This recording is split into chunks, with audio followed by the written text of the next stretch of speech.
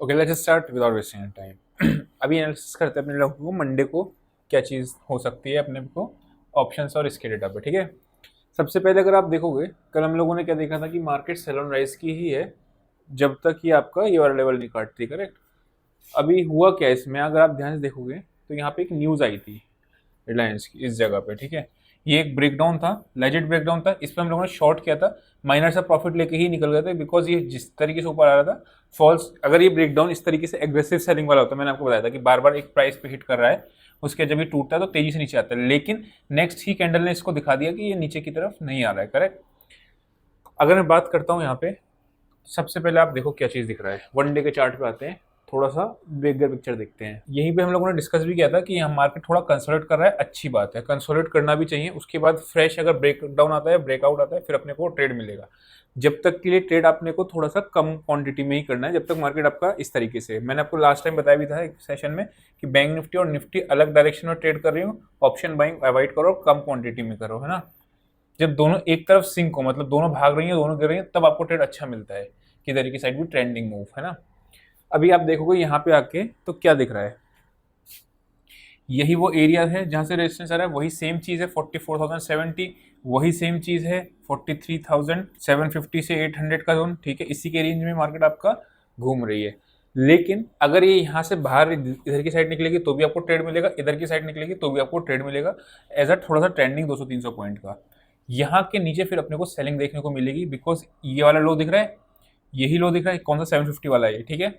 उसके बाद आज भी इसने ओपन यहीं पे हुआ, तकरीबन इसी जगह पे इसने सपोर्ट लिया, तो ये लेवल के नीचे अपने को शॉर्टिंग की तरफ जाना है, कहाँ तक 570, 550 और 500 के आसपास तक के मूव देखने को मिलेंगे। इसके ऊपर अपने को बाइंग की जाना है, बीच के अंदर नो ट्रेड जोन है, सिंपल, ठीक। अगर मार्केट गैप डाउन खुला, तीन केसेस होंगे, गैप अप, गैप डाउन और साइडवेज, ठीक है। अगर मार्केट आपका गैप डाउन खुला और खुला सीधा इस वाले एरिया के नीचे, ठीक है, इस एरिया के नीचे, तो अगेन आपको एक शॉर्टिंग का ट्रेड मिल जाएगा, और शॉर्टिंग का ट्रेड आपको कहाँ तक के लिए, यहाँ तक के लिए आपको नेक्स्ट मिल सकता है। अगर मार्केट गैप अप खुला, इसके ऊपर खुला, तो ये सारे आपके सपोर्ट के काम करने लगेंगे, करेक्ट। उसके बाद मार्केट इस तरीके से अगर बिहेव करे तो बाइंग की साइड जाएंगे, मतलब डायरेक्ट फर्स्ट ट्रेड आप हम लोगों को जिधर की तरफ भी ट्रेड मिलेगा, गैप डाउन खुले तो गैप नीचे की साइड ट्रेड मिलेगा, गैप अप खुले तो ऊपर की साइड ट्रेड मिलेगा, फर्स्ट उसमें जो होता है। उसके बाद फिर अपना कौन डेटा वगैरह डिसाइड होगा किधर की तरफ जाना है, फिर अपने को लेवल्स वगैरह, वो जो हम लोगों ने 70 का लेवल और नीचे अपना 750 का लेवल करा था, वो काम किया था। अगर मार्केट इसी रेंज में खुलती तो अगेन आपकी फिर नो ट्रेडिंग जोन है, ये बीच का जो रेंज है, बिकॉज मार्केट आपका ऊपर के रेंज पे आके शॉर्ट करो, नीचे क्या बाय करो, यही चीज चलती रहेगी। बिगर रेंज अपने को दिख रही है 44,200 है, ठीक है, ऊपर की तरफ, और नीचे की तरफ आपकी 43,550 है। ये जिधर की तरफ भी टूटेगा वो होगा, तो सब चीज़ अपने को ट्रेड मिलेगा। अभी चलते हैं निफ्टी की चार्ट पे, स्टॉक्स की, हैवी वेट के स्टॉक्स की, और आपकी इसकी एनालिसिस मैं आपको उसमें बता दूंगा, क्या बोलते हैं, वीक एनालिसिस जो आएगी उसमें देख लेना, ठीक है। अभी आप देखोगे तो मार्केट में कहाँ से ब्रेकडाउन आता है, इस पॉइंट से स्विंग जहाँ से मार्केट घुमा था, उसके बाद यहीं पे आके इसने रेजिस्टेंस लिया। हम लोगों ने खुलते निफ्टी को शॉर्ट किया था, ठीक है, लेकिन उसमें हमारा कॉस्ट टू कॉस्ट थोड़ा बहुत है, जो भी आपका लॉस लगा होगा वो निकला था, क्योंकि पहले इसमें आपका ऊपर आ गया, उसके बाद मार्केट में नीचे गिरना शुरू हुई, ठीक है। रेजिस्टेंस थोड़ा सा, स्टॉप लॉस उसमें 320 की जगह पे अपने को 340 के आसपास रखते तो भी काम चल जाता, लेकिन हम लोगों ने शॉर्ट भी इसको 300 पे ही करा था, ठीक है, तो 20-25 पॉइंट का था, लेकिन पहले ट्रेड अपने को नीचे गिरी थी मार्केट, 915 का ट्रेड की बात कर रहा हूँ, ये 915 का ट्रेड था। उसके बाद अपने को शॉर्टिंग का ट्रेड मिला, वो मिल चल गया था, ठीक है। अब देखने वाली बात है क्या चीज़, ध्यान से, कि मार्केट में ये ब्रेकआउट आया था, ठीक। इस ब्रेकआउट पे मैंने कॉल नहीं दी थी, मतलब बाय सेल का नहीं दिया था, उसका एक रीज़न था।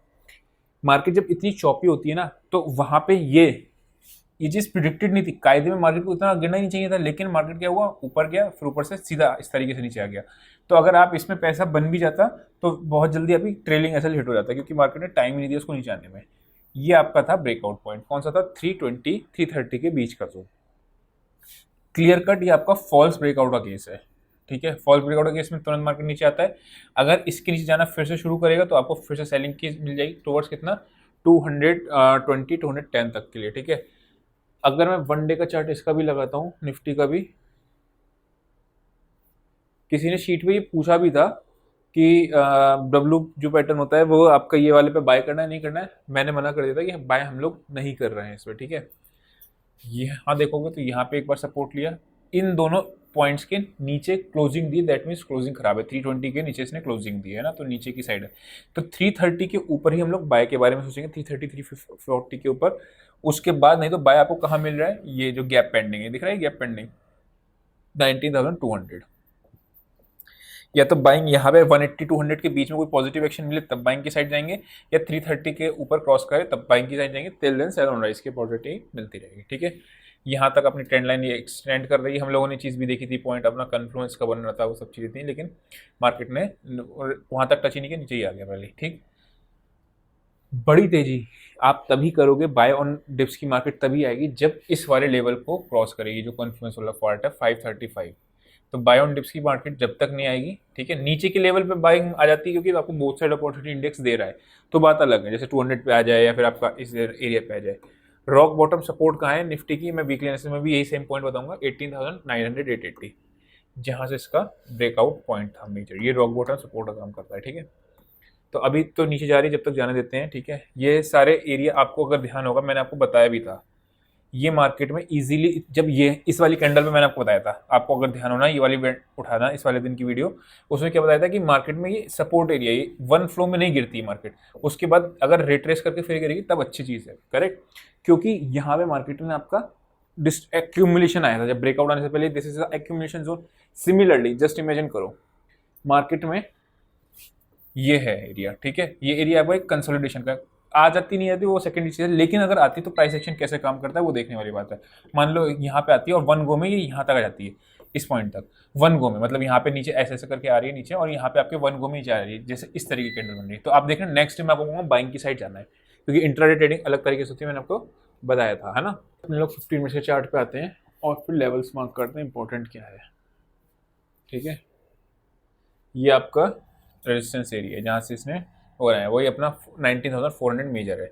ये अपना सपोर्ट एरिया, इसके नीचे टूटेगा तो सेल का मिलेगा। अगर इसके नीचे आके वापस इस रेंज में आके रेजिस्टेंस लेती है, मान लो हमसे ये ट्रेड मिस हो गया, यहाँ पे अपना आप देखोगे मार्केट आया, ठीक है, टूट गया, उसके बाद अगर इस तरीके से वापस से यहाँ पे रेजिस्टेंस लेता है और फिर नीचे आता है, तो आपको फिर से एक सेलिंग का ट्रेड मिलेगा, ठीक है। ये हम लोगों ने कई दफ़ा एग्जांपल्स देख लिए थे, जैसे आपका यहाँ पे ये ब्रेकडाउन पॉइंट था, ठीक है, इस एरिया में आपको यहाँ पे नेगेटिव एक्शन, यहाँ पे नेगेटिव एक्शन शॉर्ट करने को, वैसे सेम चीज़ यहाँ पे, ठीक है।